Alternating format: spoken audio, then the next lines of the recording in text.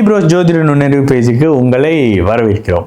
So ப்ரீவியஸில் மிதுன லக்னத்துக்கு சூரியன் சந்திரன் எந்த மாதிரியான விஷயங்களை பண்ண போகிறாங்க அப்படின்றத பார்த்தோம். ஸோ இன்றைக்கு சூரியன் சந்திரனை விடுத்து அடுத்தது வந்து இவர் செவ்வாய் என்ன பண்ண போகிறாரு அப்படின்றத தான் மிதுன லக்னத்துக்கு பார்ப்போம். ஓகே, இயல்பாக செவ்வாய் எப்பொழுதுமே மிதுன லக்னத்துக்கு வரவே கூடாத ஒருத்தர்னு வச்சுக்கோங்களேன். செவ்வாய் எப்போதுமே மிதுன லக்னத்துக்கு எங்கே இருந்தாலும் கெடுக்கலாமா குட்டிச்சோறு ஆக்கலாமா அப்படின்ற மாதிரியான விஷயங்களை யோசிக்கிற ஒரு பிளானட். ஸோ இந்த இடத்துல செவ்வாய் எப்படி இருந்தால் என்ன மாதிரியான பலன்களை மிதுன லக்னத்துக்கு கொடுப்பாங்க அப்படின்ற மாதிரியான விஷயத்த இப்போ மிதுன லக்னத்துக்கு பார்ப்போம். இதுக்கு வந்து லக்னாதிபதியோட பலம் ரொம்ப முக்கியம். ஓகேங்களா, லக்னத்தோட பலம் லக்னாதிபதியோட பலம் ரொம்ப முக்கியம். மிதுன லக்னம் செவ்வாய்ங்க லக்னத்தில் இருக்காரு, உங்களையும் கெடுக்கிறாரு, குணமும் கெடுது, லக்னமும் கெடுது, நோயான உடலாக இருக்குது. ஓகேங்களா, இந்த இடத்துல நோயான உடல். இந்த இடத்துல செவ்வாய் தசை எந்த வயசுல வருதுன்னு பாருங்க. ஒரு மாதிரியான மத்தியம வயதுல வந்தாக்கா தீராத நோயை கொடுக்கும் இந்த செவ்வாய். ஏன்னா இவர் 6ஆம் அதிபதி லாபாதிபதி. ஓகே, இந்த இடத்துல இருந்தா 6க்கு 6ல் மறைஞ்சிருப்பாரு. ஆனா செவ்வாய் தசை லக்னத்தையும் கணவன் மனைவியும் கெடுக்கும். 2ல் இருக்கலாமா? இருக்கவே கூடாது.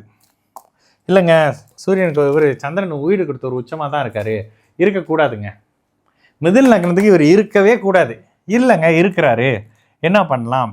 இவருக்கு இந்த சுபத்துவம் கொடுத்துட்டிங்களா, இதை தாண்டி இப்படி ஏதாவது ஒரு சுபத்துவம் கொடுக்கணும். எந்த அளவுக்கு நீங்கள் சுபத்துவ தன்மையை அவருக்கு கூட்டிக்கிட்டே போகிறீங்களோ அந்த அளவுக்கு கெடுக்கிறத குறைச்சிக்கிட்டே வருவார், நிப்பாட்ட மாட்டார். ஓகேங்களா, ஒருவேளை புதன் இப்படி வந்துடுறாரு, இல்லை புதன் ஒருவேளை புதன் ஓகே புதன் இப்படி இருக்காரு, புதன் இங்கே உச்சமாக இருக்கிறாரு, இந்த புதன் உச்சமாக இருக்காரு, சந்திராதியோகம் வேலை செய்தா இல்லை, புதன் இப்படி இருக்காரு, இந்த செவ்வாய் கொஞ்சம் கெடுதலை குறைச்சிக்குவார். இந்த இடத்துல கேந்திராதிபத்திய தோஷம் பற்றி இப்போ நம்ம பேசணும்னா அதெல்லாம் ஃபியூச்சரில் கொஞ்ச நாள் கழிச்சு போகும். ஓகேங்களா, கேந்திராதிபத்திய தோஷம்லாம் அந்த தசையில் நடக்கிறது. இந்த இடத்துல செவ்வாய் 5ஆம் பாகவத்தை கெடுக்கவே செய்வார். சரி, எங்கெங்க சரி அது எங்கே இருந்தால் கெடுக்க மாட்டாங்க அப்புறம் சொல்லலாம். இங்கே அட்டகாசம் இந்த இடத்துல மிதுன லக்னத்துக்கு கெடுக்க மாட்டார். அவயோக கிரகங்கள் லக்னத்துக்கு 3, 6, 8, 12 இல்லைன்னா அவயோக கிரகங்கள் 3, 6, 10, 11ஆம் இடத்துல இருக்கலாம்னு சொல்லுவாங்கல்ல. இந்த இடத்துல ஒரு 8ஆம் இடத்துல இருக்கவே கூட. சரி, 3ஆம் இடத்துல அட்டகாசமாக இருக்கலாம். கூடவே சூரியன் இப்படி இருக்காருன்னு வச்சுக்கோங்க, சூப்பர். இப்படி சூரியன் இருக்கிறாரு, இப்படி குரு வந்துட்டாருன்னா நீங்கள் தாங்க பெரிய police officer, cyber security, police office. இந்த புதனோட தன்மை வரும். அது இதுன்னு இந்த செவ்வாயினுடைய தன்மையை அதிகாரம் அப்படி இப்படின்னு அதிகார சம்மந்தப்படுற அமைப்புகளில் இருப்பீங்க.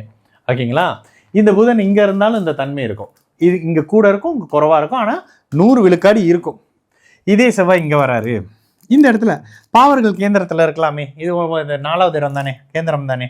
இந்த இடத்துல தாயை கெடுப்பார் செவ்வாய் தசையில். ஓகேங்களா, இந்த இடத்துல இருக்கான். இந்த இடத்துல இது கொஞ்சம் ஸ்பெஷலான இடம். என்ன ஸ்பெஷலான இடம்? 6க்கு 12ல் மறைஞ்சி லாபத்தை தொடர்பு கொள்றாரு. இதே அமைப்புகளில் இருந்தால் இந்த செவ்வாய் தசை பிள்ளைகளுக்கு கடன் வாங்க வைக்கிறது, பெண் குழந்தைங்களுக்கு கல்யாணம் பண்ணி அனுப்புறது, இந்த வேலையை வயசுக்கு ஏற்ற மாதிரி செய்யும். 5 வயசில் வந்துருச்சுங்க, நோய் தான் கொடுக்கும். என்ன கொடுக்கும்? நோய் தான் கொடுக்கும். ஆனால் என்ன, இங்கேருந்து கொடுக்குற நோயை விட இந்த இடம் ஒரு அளவுக்கு தாங்கக்கூடிய அமைப்புகள் இருக்கும், பெரிய பாதிப்பு இருக்காது.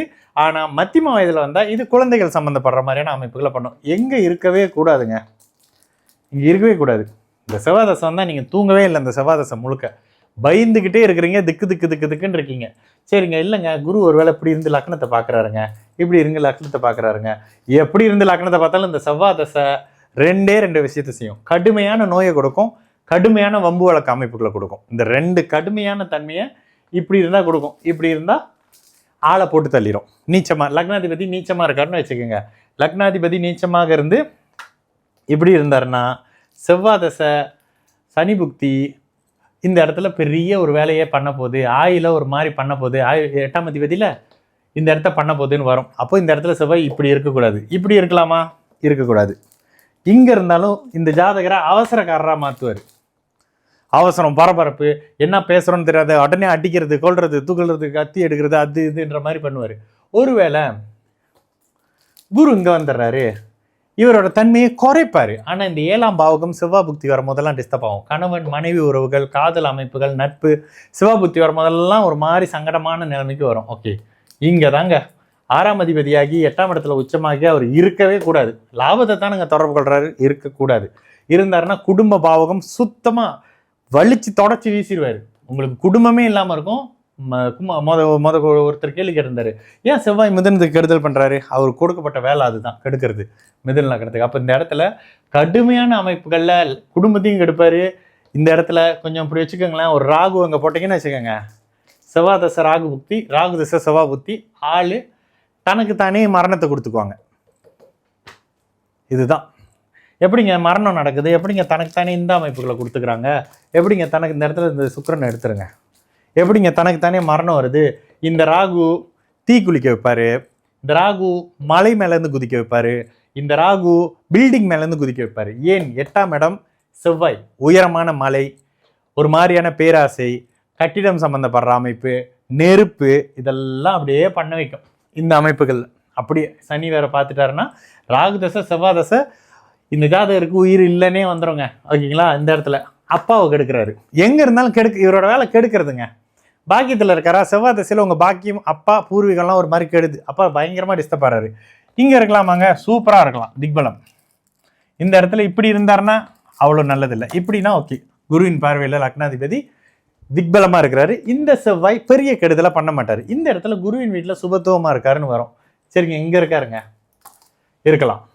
ஏன்னா அவர் லாபாதிபதியாக இருப்பார். ஆனாலும் 6ஆம் வீட்டை தொடர்பு கொள்ளும். கடன் கொடுத்து தான் லாபத்தை கொடுப்பாரு, பிரச்சனையை கொடுத்து தான் தீர்வை கொடுப்பாரு, நோயை கொடுத்து தான் குணப்படுத்துவார்.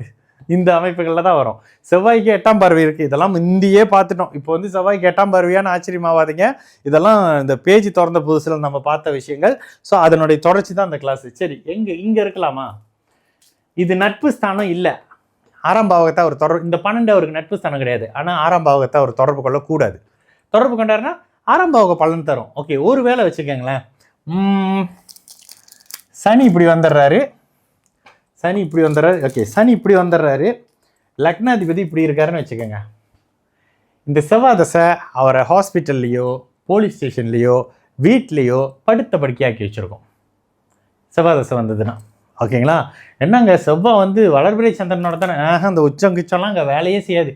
6ஆம் 12ஆம் பாவகத்தை உங்களை கட்டுப்படுத்த வேலையே செய்யும், உங்களை அடைச்சி வைக்கக்கூடிய வேலையை செய்யும் இந்த செவ்வாய். ஓகேங்களா? இப்போ இந்த செவ்வாயோட அமைப்பு தனித்தனியாக தான் பார்த்துருக்கோம். ஃப்யூச்சரில் பலன் எடுக்கும் போது தான் ஒரு மாதிரி நம்ம இங்கே போடுறப்ப சனி ராகுவோட தொடர்பில் தான் செவ்வாயை போட்டோம்.